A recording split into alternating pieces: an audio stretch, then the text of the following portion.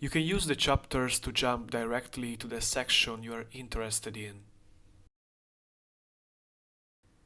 When you purchase Nekura, you receive a blend file containing the asset.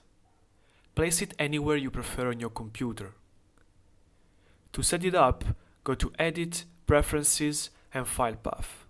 Under Asset Libraries, click the plus icon and add the folder containing the Nekura asset. Remember to set the import method to append. Once this is done, you can create a new panel, switch it to the asset browser, select the correct library, and simply drag and drop Nekura into the scene. Once the asset has been imported into the scene, the first thing to do is make sure Nekura transforms are reset. So, select Nekura, go to the Object Properties panel, and make sure location and rotation are set to 0, while all scale axes are set to 1. These values should always remain unchanged to ensure the system works correctly. You can now collapse and hide the Ice Instances collection, as it won't be needed during normal use. By going to the Modifiers tab, you can access the geometry nodes setup that controls Nekura. The first thing you should do here is to set your scene framerate in this field. To check your scene framerate, go to the Output Properties tab and look at this framerate field. The system is built around a simulation node, but don't let that intimidate you. You don't need to fully understand how it works in order to use the asset effectively. I'll guide you through everything you need to know. First, make sure animation mode is enabled and that the voxel size is high enough to keep the viewport running smoothly in real time. As the description mentions, higher value improve viewport performance at the cost of surface detail, but don't worry, at this stage visual details is not important. Animation mode should only be used while animating and must be disabled before bake the final animation that we are going to use in the final render. Its purpose is to simplify the system to improve real-time viewport performance while working on an animation. In this mode, the eyes are displayed as blue cubes, while the spikes path are shown as red curves. As you have probably noticed, once playback starts, a purple line begins to appear on the timeline. The purple line represents the simulation cache, which means these frames have already been calculated and are being used to show the current result. This is important because while working inside the purple cache range, you won't immediately see the changes you make. Instead, you'll notice the purple line becoming covered with diagonal stripes. This indicates that the current cache no longer matches the latest changes. To see the updated result, simply go back to frame 1 and play the simulation again. After a few minutes, you will be easily inside this simple workflow.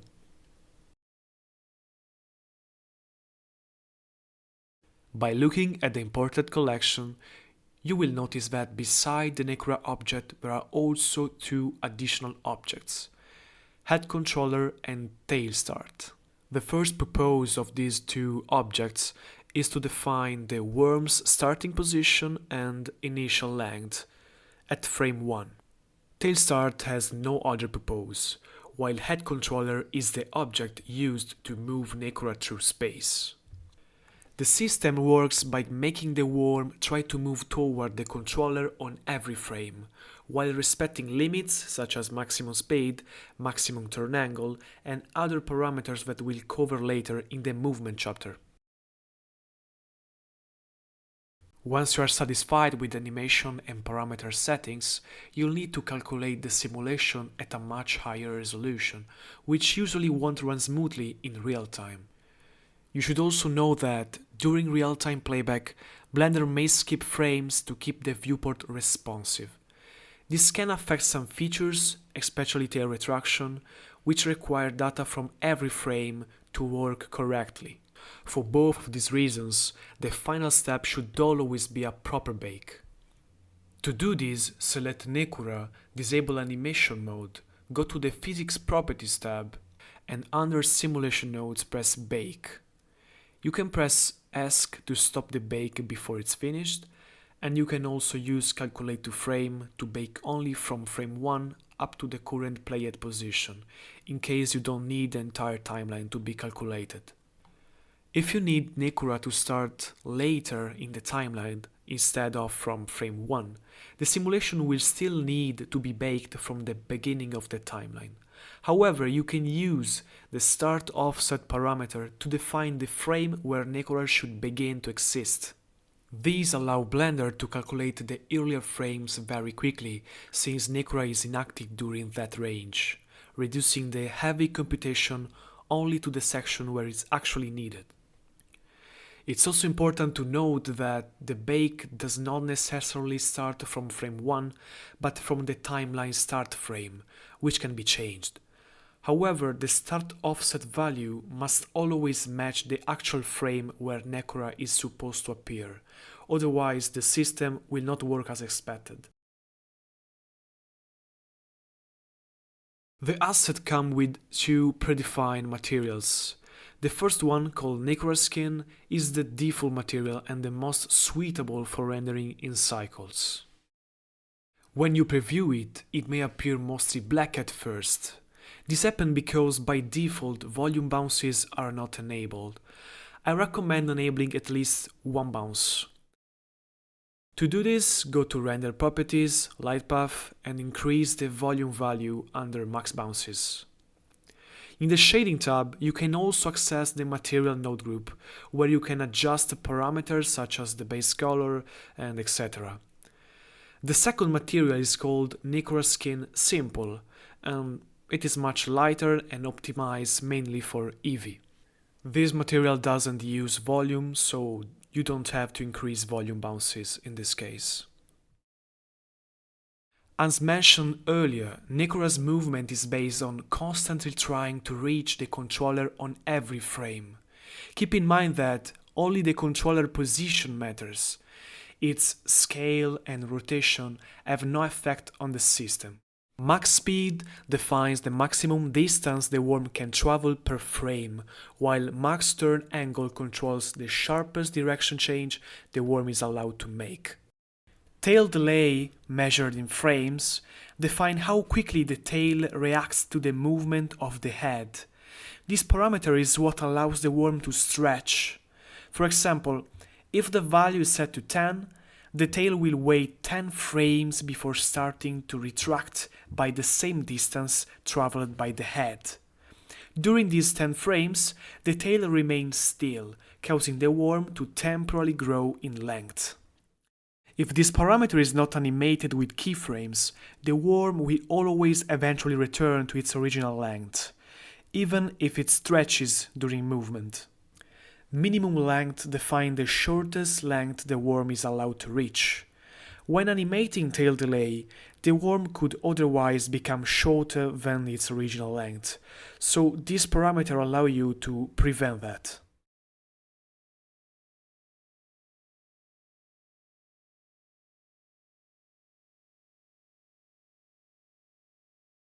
Twist is a parameter that can be animated with keyframes to rotate the worm's head by a chosen angle.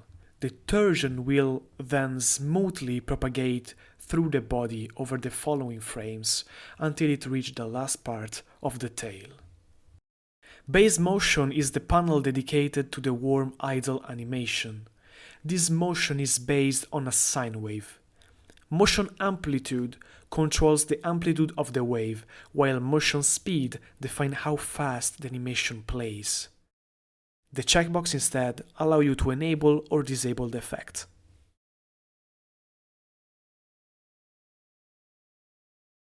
The body panel contains all the parameters related to the worm's appearance. The first parameter, voxel size, controls the overall detail level of the body, including eyes and spikes. Lower value produce higher detail at the cost of performance. Worm radius controls the thickness of Nekura's body by changing the radius of the base cylinder used to generate the worm. Head and tail stretch controls the stretching or flattening of the hemispheres that form the worm's head and tail. A value of 1 means no stretching, resulting in a perfectly round hemispheres. Skin noise power controls the strength of the noise displacement. Skin noise scale controls the scale of the noise pattern. And skin noise speed controls the animation speed of the noise. There is one last parameter related to the body, visible only inside the geometry node stub.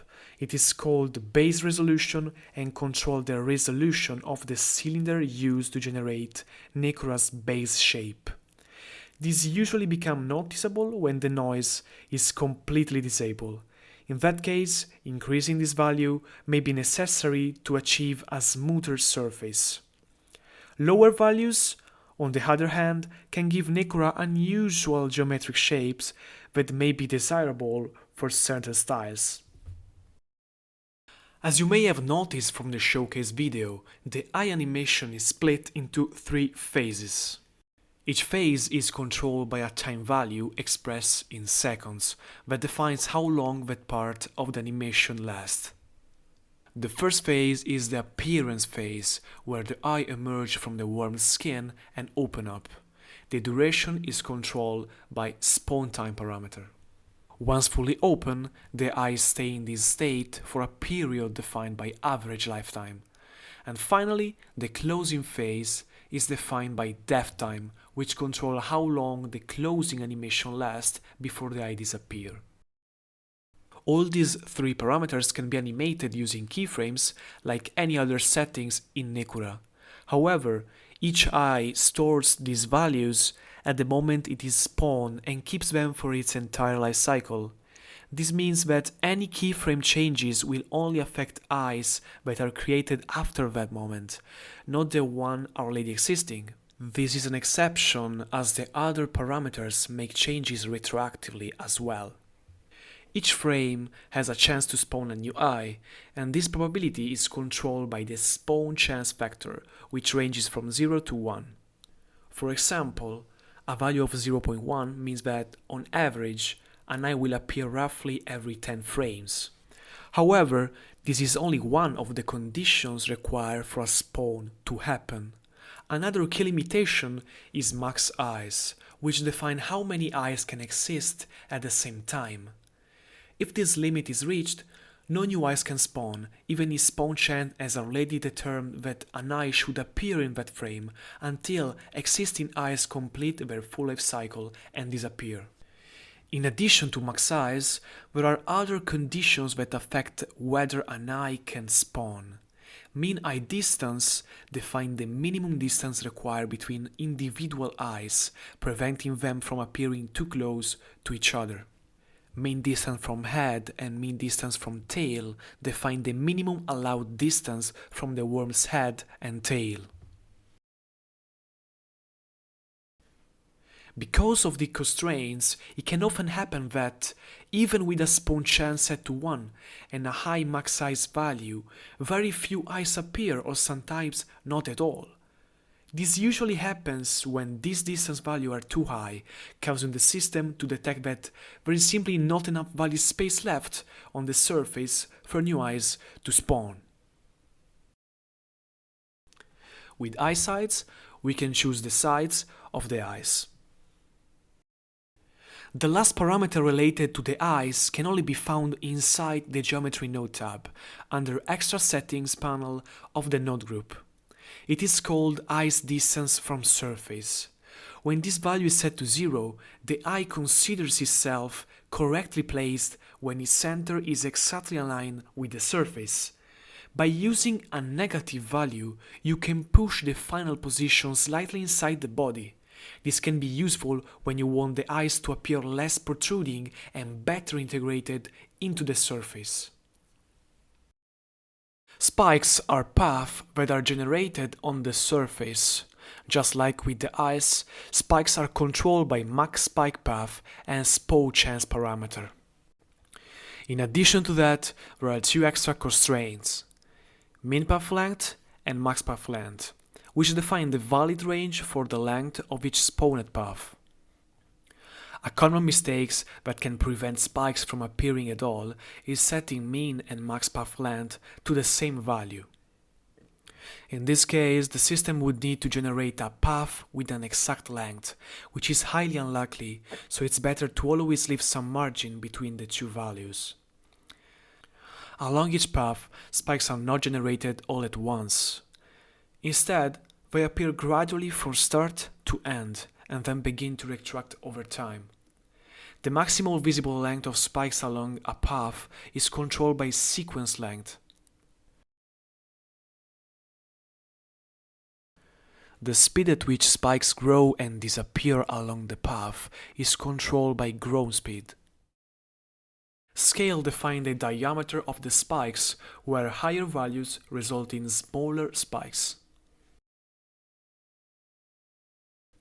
Height controls the overall height of the spikes, but it's important to consider that other parameters also influence this value.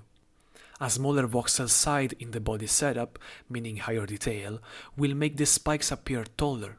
On the other side, when base motion is enabled, it slightly lowers and rounds the spikes because of the smoothing it used to work well. Even with these influences, height acts as the main control parameter, but it should be used with awareness of the interaction just mentioned. For this reason, I recommend not enabling and disabling base motion during animation. Instead, keep it always on and reduce motion amplitude to 0 when needed. This avoids unwanted and inconsistent changes in spike's height during your animation. For the same reason, I recommend you to not keyframe voxel size. The last parameter related to the spikes can only be found inside the Geometry Node tab, under the Extra Setting panel of the node group. It controls the shape of the spikes, and keep in mind that with base motion enabled, the tip of the spikes will never be perfectly sharp, because of the smoothing required for the base motion to work properly. Thanks to the very simple control system, it is possible to import Nekura and create a satisfying animation in just a couple of minutes. I have two workflows to suggest to you that I consider very valid for the most cases. The first workflow is the fastest one, but it may not be the most suitable if a high level of movement precision is required. All you need to do is animate the controller using keyframes, keeping in mind that its position in the starting frame defines Nekura's initial length. By animating the movement parameters as well, you can achieve virtually any behavior imaginable. This is the fastest workflow available and requires very little setup time. The second workflow I recommend requires a bit more setup, but it allows for a much higher level of precision. Instead of manually animating the controller in space, you will first create a curve that describes the exact movement you want. Then, apply a path constraint to the controller, making sure to reset its position by pressing Alt-G or manually resetting the values in the Object Properties panel. Once this is done, you can use the constraint controls to move the controller precisely along the curve. The movement system itself remains unchanged. The worm will still attempt to reach the head controller while respecting the limitation imposed by the movement parameters. Because of this, if you want Nekura to follow the custom curve perfectly, you simply need to set max speed and max turn angle high enough for the head to remain constantly attached to the controller. In this way, the final movement will match the curve almost perfectly.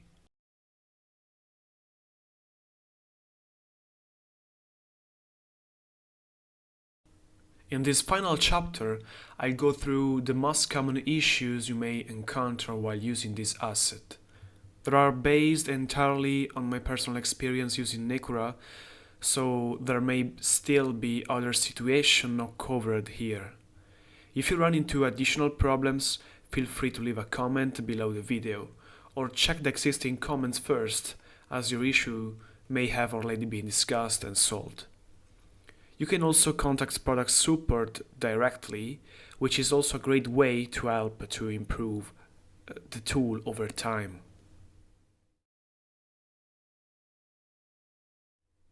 Keep in mind that Nekura is much more stable when used close to its default scale. Trying to make it extremely small or extremely large may lead to instability or unexpected behavior. The limits suggested by the parameters are generally safe and should not cause issues if respected. In any case, here's a quick reminder of the main things you should pay attention to when scaling the worm and all of its related components down to very small size. Keep in mind that most of these parameters are defined using values in meters, so they will all need to be rescaled proportionally to the radius you choose. The same process applies in reverse if you want to make the worm extremely large.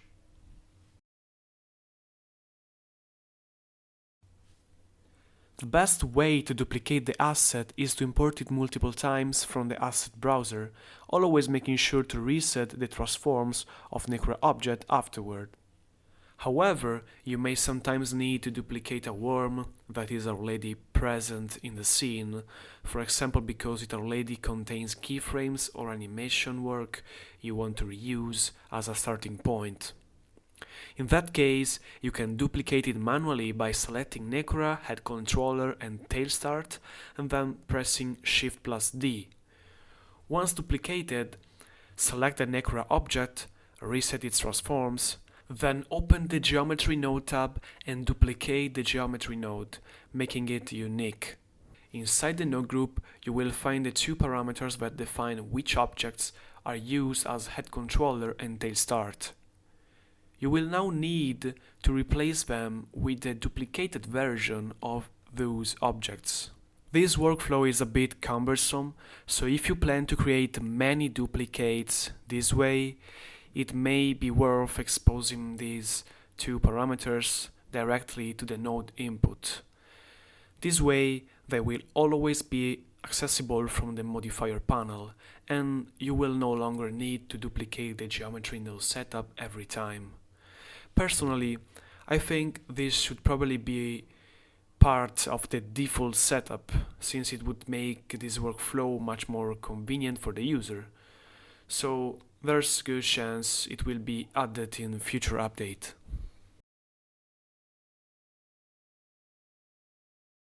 You may have noticed a visible line around the neck when using the twist animation.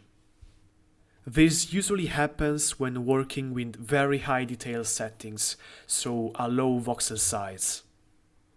Keep in mind that the higher the resolution, the more sensitive the skin becomes to fast twisting from twist, as well as sharp direction changes controlled by max turn angle.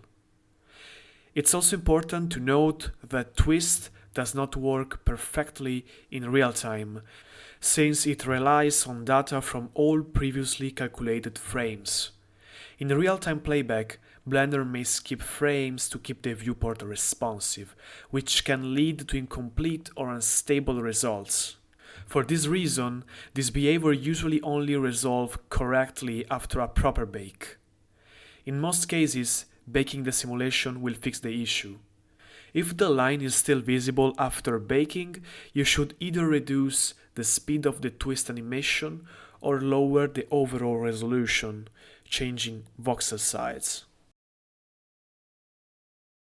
You may have noticed that tail retraction does not always behave as expected.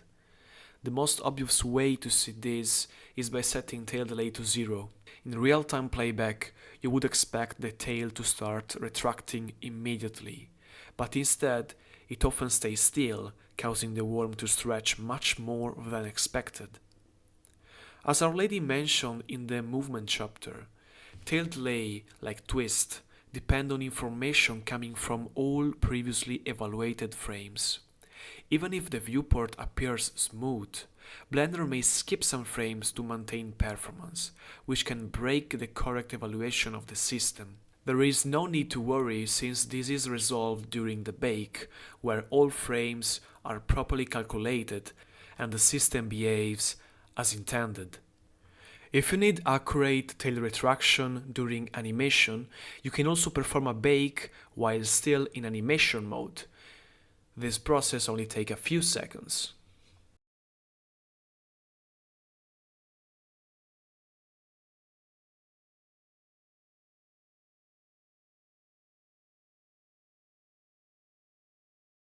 It can happen that during tail retraction, some eyes already placed on the surface get pulled along by the shrinking tail and start stacking on top of each other at the bottom. To prevent this, there is a dedicated parameter, mean distance from tail. This value does not only define a minimum distance from the tail where eyes are not allowed to spawn. When animated with keyframes, it can also be used to trigger the disappearance phase of the eyes as soon as they enter that zone. The correct workflow is therefore to increase mean distance from tail at the moment you know the tail is about to start retracting. In this way, any eyes that fall within that area will disappear in time, preventing unwanted accumulation.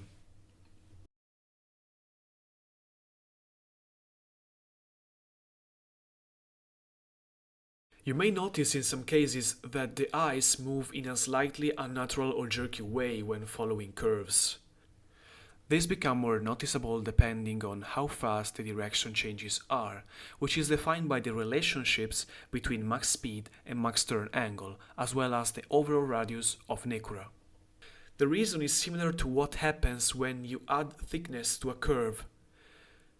The thicker the curve, the less sharply it can bend without causing overlaps or distortions. For this reason, the solution is usually to reduce the radius or lower the max turn angle or reduce the max speed or use a combination of all three depending on the result you want to achieve.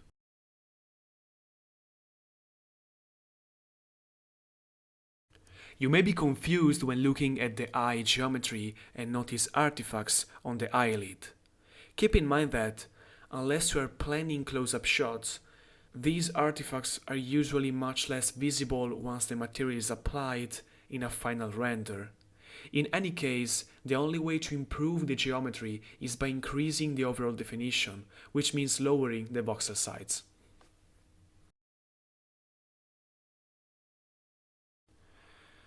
As mentioned in the spikes chapter, in most cases where spikes do not spawn even with a high max spikes path value and a high spawn chance, the issue is usually caused by mean path length and max path length being set to the same value. This makes it extremely unlikely for the system to generate a path with an exact length. So the correct solution is to introduce a range between the minimum and the maximum value. Another possible case is that, even with a valid range, the values are not properly scaled relative to the size of the worm you are working with. Keep in mind that mean path length and max path length are expressed in meters. If none of these cases apply, there is one additional not visible constraint that affects spikes spawning: the distance from eyes. This parameter is currently not user editable, but it still influences the system. Spikes will only spawn at a minimum distance of approximately 70% of the ice scale. Therefore, if the surface is heavily covered with ice, this is likely the reason why no spikes are appearing. When working with the second workflow you have seen, where a curve is used and the head controller is connected to it through a path constraint, you may encounter a risk when first applying the constraint. In some cases, the controller may snap directly to the endpoint of the curve, causing an extreme stretch of the worm. If you are not in animation mode and are working with a very low voxel size, this sudden stretch can generate a huge number of vertices at once and may even cause Blender to crash. If this happens, don't worry, as Blender's autosave system will usually recover your work. As a general rule, always perform this operation in animation mode. By the way, the correct fix is to select the curve, enter in edit mode, select all points pressing A, and under the segments options use switch direction. For the same reason, you may also accidentally start manipulating the offset factor of the constraint starting viewport playback. Keep in mind that Once the timeline loops back to frame 1, the worm will recompute its state from the start, meaning it may stretch from tail start to the current position of the head controller, which can create the same risk if you are not working in animation mode. In a single case, Nekura was not visible in the viewport without any clear reason, so I'm not able to reproduce the issue on screen. The simple solution is to disable and then re-enable the geometry node's visibility in the viewport. And that's everything. I remind you to use the comment section if you have any questions or doubts, or to reach out the support if you have already purchased the asset and need assistance. This also helps improve future updates. I hope this was useful, either to help you create your animation or to make a more informed purchase decision. Bye.